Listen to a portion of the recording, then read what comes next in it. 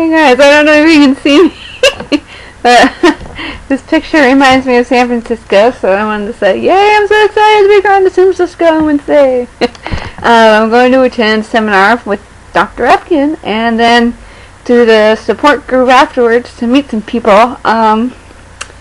Yay! San Francisco, woo! Oops, my arm was kind of I was supposed to be like, woo, but...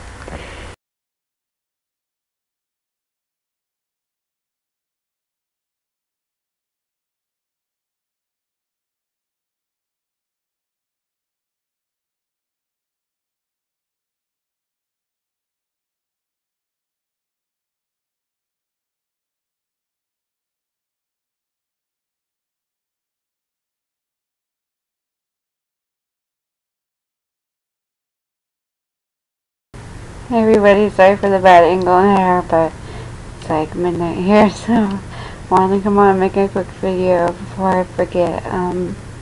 Just got back from San Francisco. Yay! It was just so much more than I expected it to be.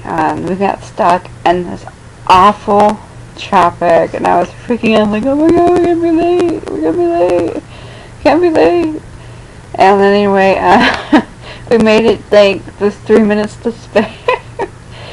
But I took my rollator and finally found the place, and there was a way to get free parking, so we're pushing the thing to get a ticket until they come on, like, just park it, you know, running out of time, we don't have time for this, you know. I was freaking out, and so we go in there, and my husband's like, just sit down, I'm just gonna push you, and we had to push me down a hill in this parking lot, and I swear, I felt like I was on a roller coaster ride, man. I was like, I'm just gonna close my eyes and pretend this isn't happening, because, oh man.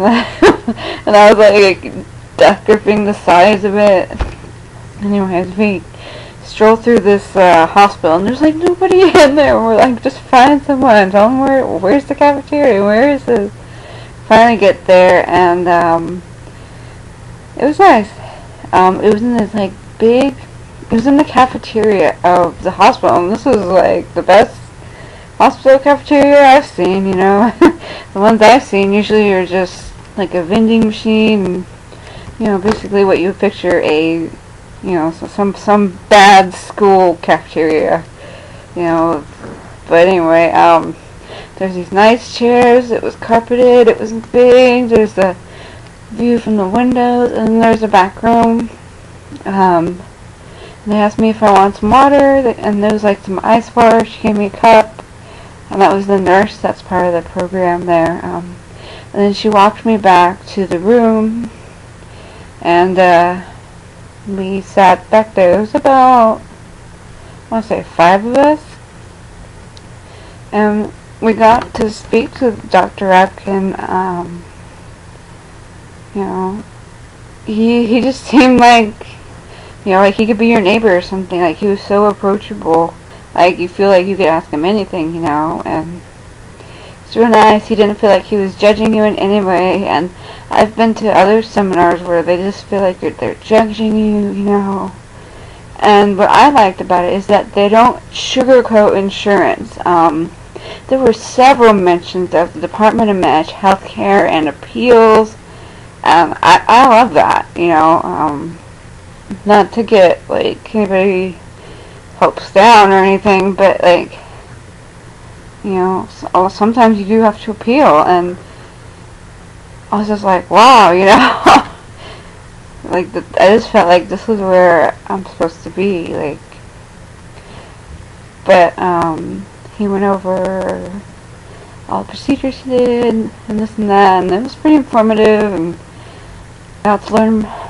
Well, I kind of know about DS, but I learned about this because he keeps statistics of like everything from all of his patients that he does a DS on.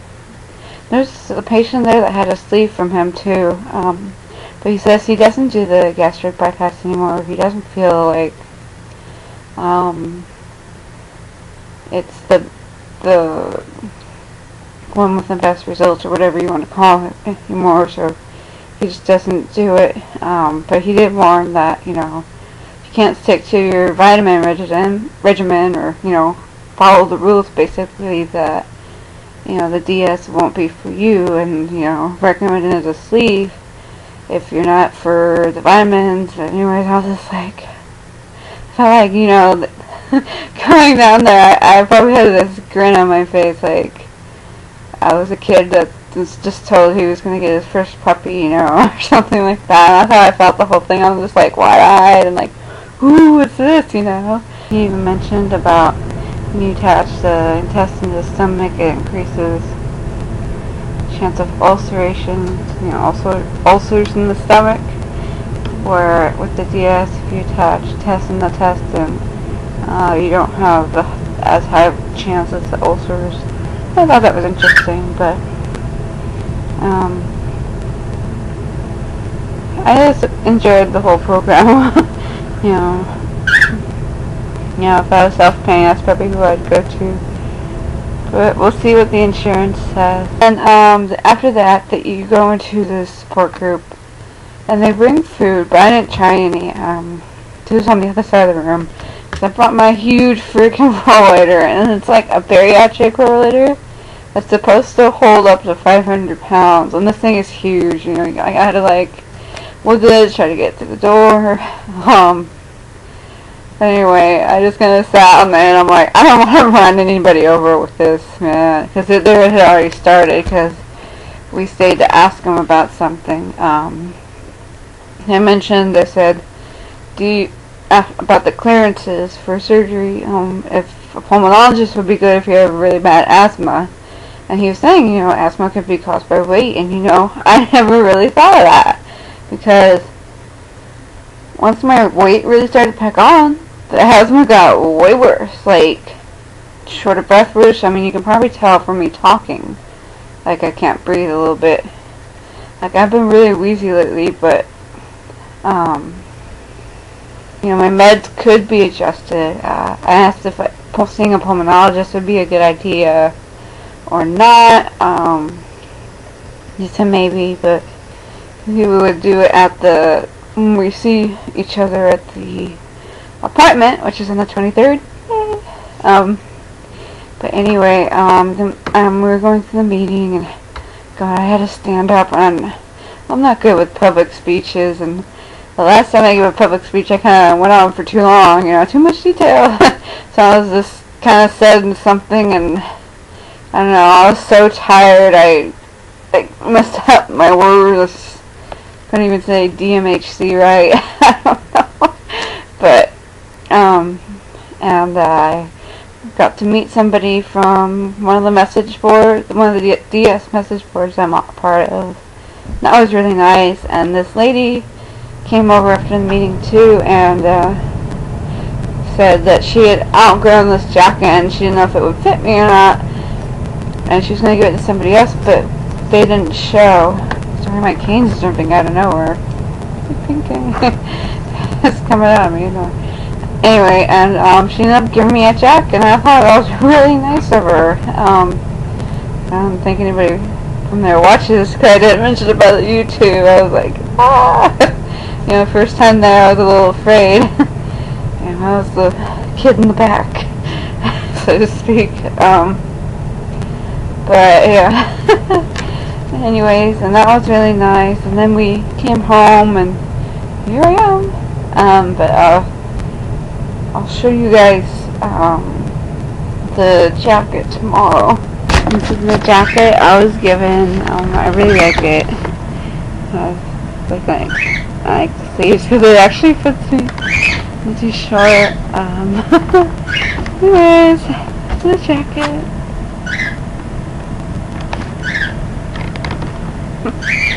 I also got some other things.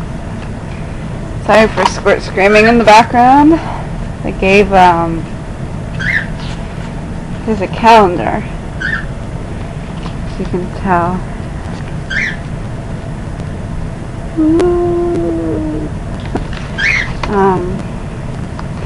In the back it has like that,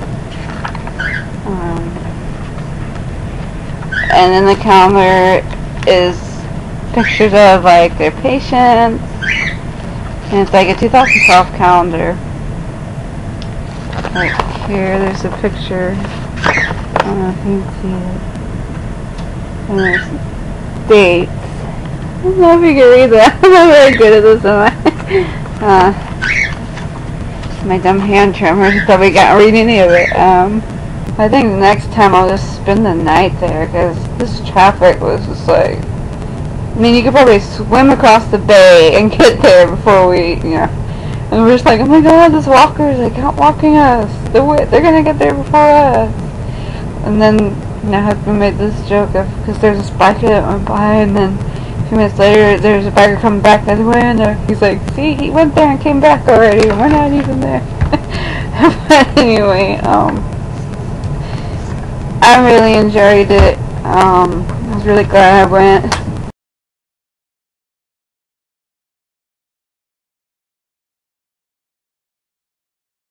I haven't been to San Francisco for about 6 or 7 years. It was kind of a bittersweet trip for me, because I'm going to try to do this without crying. I was trying to go yesterday without crying too. It's kind of a test for me, but I made it without crying. But it was kind of kisses. Kisses, I guess. Oh, thank you. Like I said, it was kind of bittersweet for me because, as I mentioned, more kisses, I guess. He's in the cheerful mood. Hi!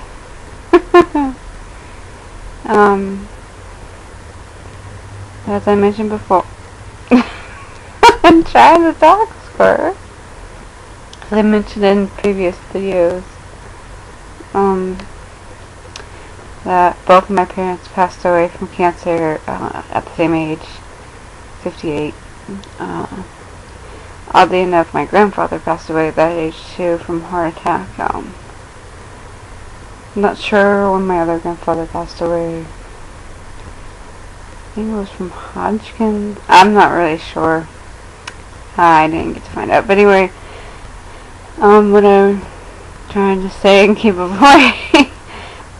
It was a bittersweet trip for me because I hadn't been to San Francisco for so long for a certain reason. San Francisco was where my father went to treat his disease, which was liver cancer. And, it didn't work for him, and so it was kind of bittersweet for me because we would always go down there for his doctor appointments, and I was trying really hard not to cry like I am right now. I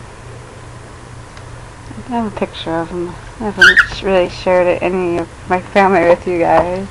It's that one time my husband popped in. I don't know if you can see, but he was an artist in the community. Oh, now you can just see my mouth talking and Skirt's looking at it. So that's a picture of him painting here and along the American River.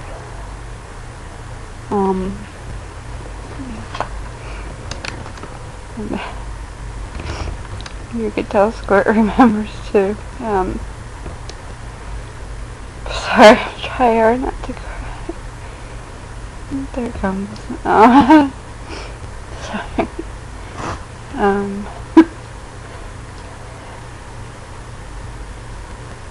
But anyways, I made it through yesterday without crying. Yeah, I got distracted by all that traffic, I guess, but and then the doctor appointment. So it was bittersweet for me because, the treatment didn't work for him in San Francisco, and I just had all those memories in San Francisco.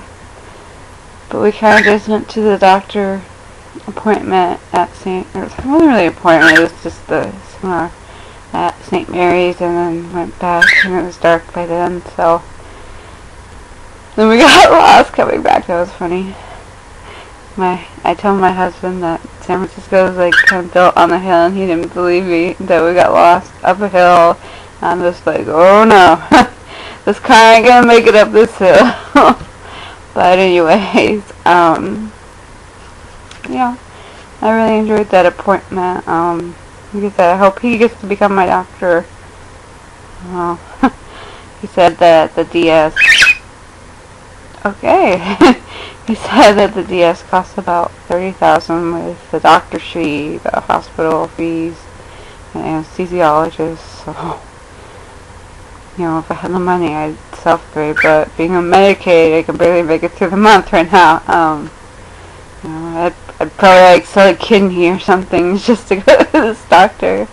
He was just so wonderful, you know, and I don't know.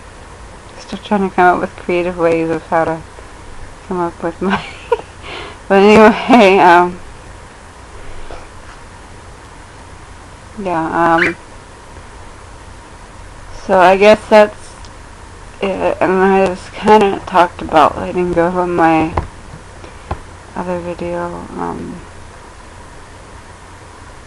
I guess the sign of not crying yesterday was a sign of, you know,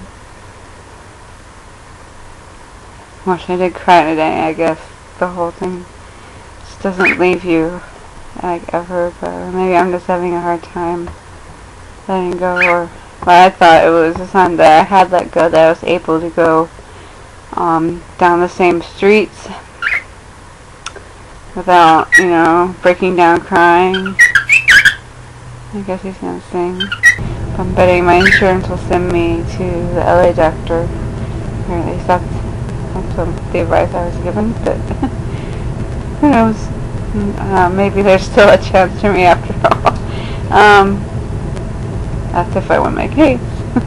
On a side note, I got a call from my doctor the other day, and he agreed to send me, or do the second opinion for the pain management clinic. And then that was after contacting my case manager. She said she had to make a bunch of calls just to get it done, and I'm so thankful for that. Then the next day I got an email.